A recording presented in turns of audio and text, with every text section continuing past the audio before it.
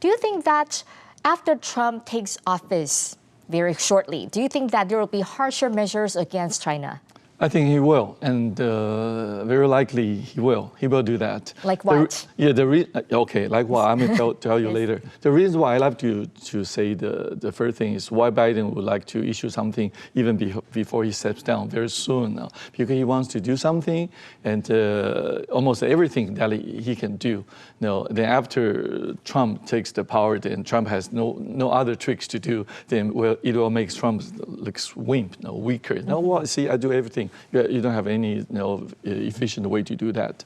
But what can do after the 301 report? If the 301 report, the result of the report is positive, say, okay, it's an unfair trade from China. What they can do?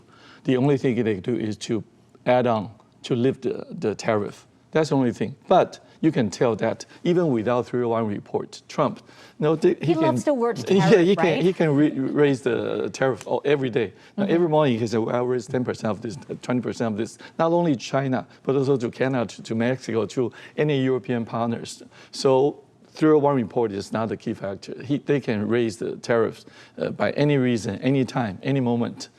To any country. So 301 report is not important. So I think Trump will figure out some more new ways to put on tariffs, to lift the tariffs, but they won't depend on the 301 report. I even doubt that 301 report will keep on going because after they change all the staffs or the officials from the commercial department, probably they will put it away. They just keep on lifting the tariffs.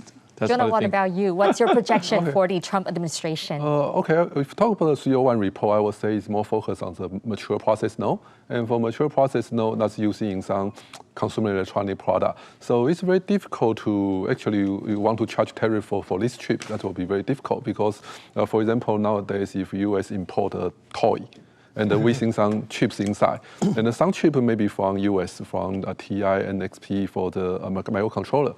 But maybe they're using a few chips, like an analog chip from China, using mature technology. And they say that will be unfair. But how you ask a toy vendor to give you a detailed bond about which kind of chip is produced by China?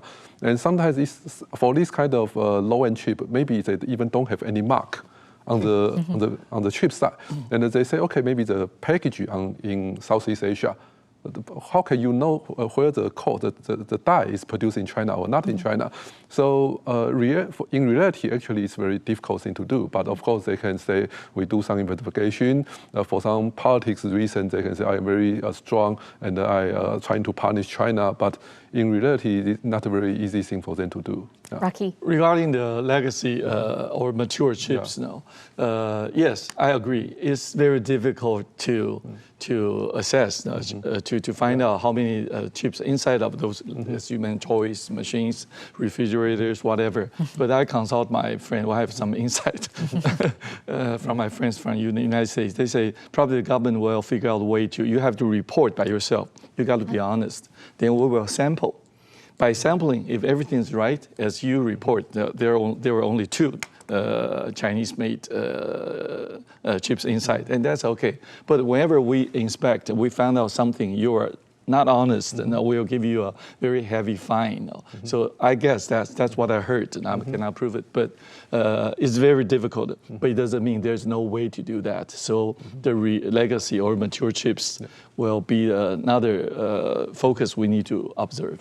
So we talked about China, we talked about the US. Now let's switch gear to Japan. Japanese semiconductor manufacturer Rapidos is on track to begin trial production of 2-nanometer chips at its wafer fab in Chitose, Hokkaido in April. They aim to provide samples to Broadcom in June and achieve mass production in 2027. If successful, they could indirectly gain customers like Meta and Alphabet, posing a potential threat to TSMC. So last November, NVIDIA CEO Jensen Huang suggested that his company might want to diversify the risk and they may outsource the production to Rapidos to mitigate the supply chain risk. How formidable is Rapidos as a competitor to TSMC? Jonah? I don't really think Rapidos can compete. and I think it's very difficult to anyone else globally to compete against TSMC. And I would say 5 years ago, we still have Intel, Samsung to compete against TSMC. But right now, even Intel, Samsung cannot compete. For Japan, I would say the only big semiconductor company left is Renesas.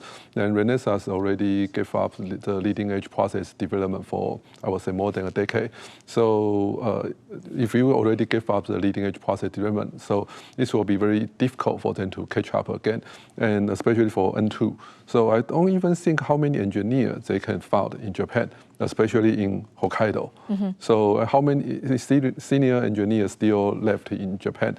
I think they cannot find enough talent to do that.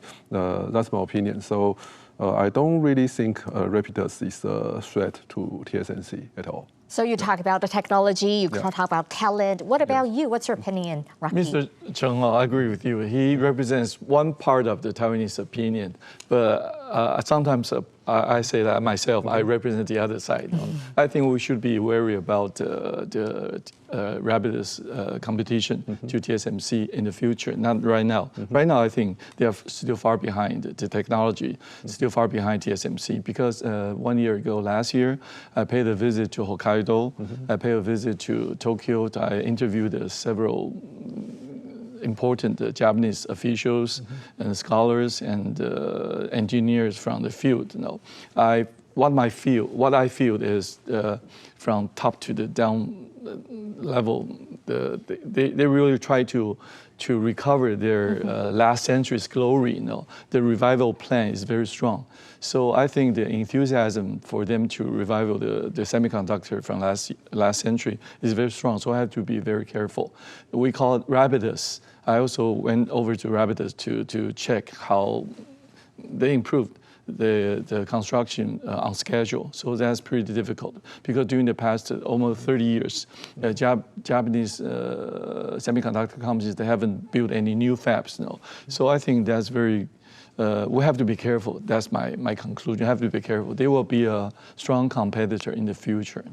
Of course, for us, we are very happy to see that TSMC is doing very well. Yeah. But looking ahead, over the past few years, we do see that TSMC has opened up plants in the US and also Kumamoto, Japan, and also last year in Germany.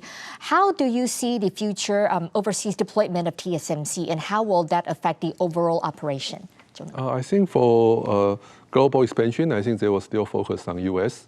And for Germany and for Japan, that's focused on mature process. And like we just mentioned earlier, globally mature process is oversupply right now. So that's why TSMC actually didn't talk much about expanding the second fab in Japan these days. So I don't think they need to do that aggressively in the near term. Unless they change their mind, they will expand into 7 nanometer or beyond to some leading edge process in other countries. Then that's maybe they may have this kind of need to reduce the geopolitical risk in Taiwan. So that's one thing. But for mature process, I don't think they need to expand in Japan or Germany very aggressively right now. But of course, in US, that's a government issue. The Trump government definitely asked TSMC to build more fab in US. So I think that's some protection fee we need to pay. So that's a separate situation. Well, Trump has, during his campaign, said several times Taiwan has stolen the United States semiconductor industry. Do you think that Trump will ask TSMC to further expand its presence in the United States? Based on my research, I think TSMC has promised the United States government, the Biden government, they're going to move 20% of the production capacity under the 10 nanometers to the United States. But of course, the speed is not enough. It's not fast enough to their satisfactory. But I think even though they push more, there's still a lot of conditions won't be able to satisfy. So probably that's what it is right now. But I think if I can make up some other things, when TSMC is moving to other countries like Germany, Japan, or even the subsidiary Vanguard Semiconductors company in Singapore, they're also going to build a 12-inch fab, right? So we can foresee that TSMC is going to expand their production in the next 5 years globally. So I think they're going to meet the challenge of talents, probably not enough, and to manage those employees from all over the world with different background, different culture will be a challenge to TSMC also. And also, TSMC in Taiwan, they have privilege. If they want anything from the government will always give them a green light. So it's easy for them to develop, expand their capacity in Taiwan to build new fabs. But in other countries, like in Germany, you're going to meet unions. In US, the same thing. You're going to meet those employees. Very difficult to manage it. So I think TSMC also needs to adapt new managed method to try to manage all these different backgrounds employees well. So, but I do have confidence that TSMC will overcome all these challenges in the future. But that's what we're going to focus on observing for the next 5 years now.